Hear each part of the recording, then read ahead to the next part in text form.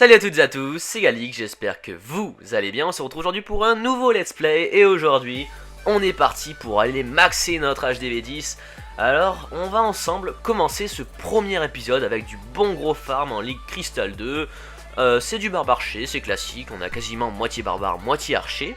Et on attaque de bons gros HDV10 la plupart du temps, des HDV9 de temps en temps. Et de temps en temps aussi quelques HDV11, pourquoi pas. Mais la plupart du temps c'est des HDV10 bien AFK comme on les aime, avec des réservoirs plutôt vides et des mines et extracteurs plutôt pleins. C'est ça qui est bon parce que c'est là-dessus qu'on peut prendre les plus gros pourcentages. Je rappelle pour ceux qui ne sont pas au courant que sur un HDV de niveau égal au vôtre, vous pouvez prendre 50% des contenus des réservoirs et mines. Donc c'est vraiment colossal. Si rien qu'une mine contient 200 000 or par exemple, c'est dans le cas optimal, on peut piquer 100 000 or à l'intérieur si on est HDV10 et que l'on tape également un HDV10. Alors voilà, le premier gameplay est déjà terminé alors que je viens à peine de terminer mon introduction.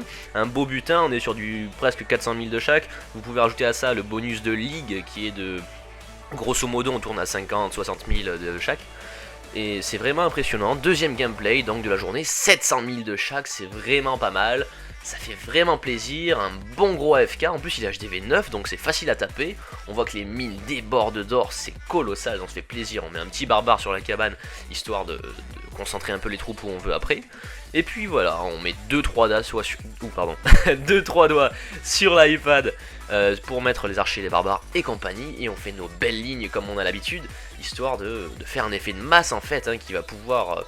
pousser sur les mines et extracteurs afin de prendre un maximum de ressources. Alors aujourd'hui, dans cet épisode, l'objectif est clairement de farmer un maximum d'or afin de monter nos canons au niveau 12. Alors le niveau 12 des canons, c'est là où en fait où il passe de la couleur noire à la couleur rouge, donc la lave commence légèrement à apparaître, les dégâts sont améliorés de 12 dégâts par seconde, les points de vie sont également améliorés, je n'ai pas le chiffre en tête, mais ça devient vraiment intéressant, ça devient très joli, très esthétique, et puis voilà, c'est vraiment la consécration quand on arrive à HDV10, à l'époque ça n'existait pas les canons 13, les canons 12 étaient donc les canons de niveau maximum, et quand on est HDV10 ça fait très plaisir d'avoir ces canons, ça symbolise que vous n'êtes plus un ancien HDV9 qui vient à peine de passer HDV10, et c'est donc mon cas, j'ai maintenant 2-3 canons niveau maximum. Bon, on fait un petit break là, juste histoire le temps d'ouvrir le clan parce qu'il faut accepter apparemment l'ami d'un ami, donc on se met ouvert sur invitation, voilà.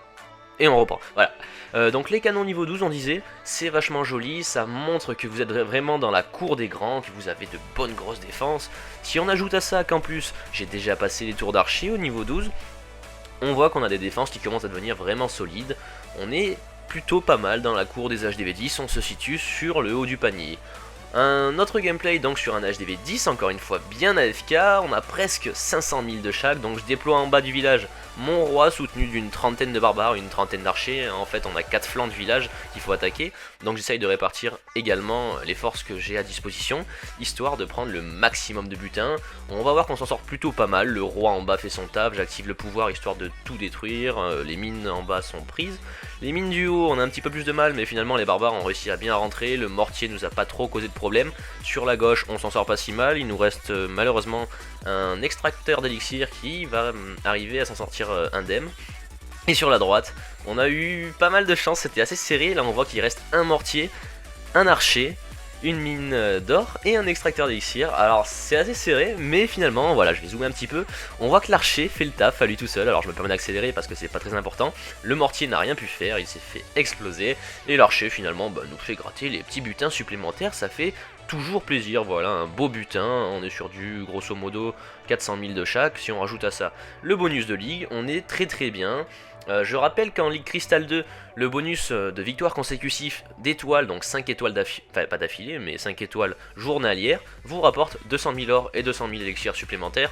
Ajoutez à cela un léger bonus d'élixir noir d'environ 1000 élixirs noirs, je n'ai pas exactement le chiffre en tête, mais c'est très pratique. Alors, pour ce qui est du Crystal 2, c'est vrai que c'est un petit peu haut pour certains joueurs, mais moi je ne farme quasiment que dans cette ligue, parce que c'est vrai que ça me permet de farmer énormément d'élixirs noirs. Une fois encore, on voit sur ce replay que j'ai volé plus de 3000 élixirs noirs, et c'est monnaie courante à ce niveau. C'est vrai qu'à la plupart des attaques on vole 1000, 2000, 3000 élixirs noirs, et c'est vraiment courant, ça arrive très souvent. Donc voilà, c'est pas mal, on peut farmer aussi bien l'or, l'élixir que l'élixir noir, c'est une ligue très polyvalente. Donc voilà, on voit vite fait mon village, j'ai les réservoirs qui sont bien remplis. Aujourd'hui on va pas améliorer de canon puisque je n'en ai pas. Mais, enfin en fait j'ai pas assez d'argent, j'ai que 4 millions et des poussières alors que c'est 6 millions 4. Mais dans le prochain épisode, je vous promets qu'on pourra se permettre d'améliorer un canon si on continue à farmer à cette vitesse. Allez, je vous dis à très vite pour de prochaines vidéos, c'était Galix, portez-vous bien, ciao ciao.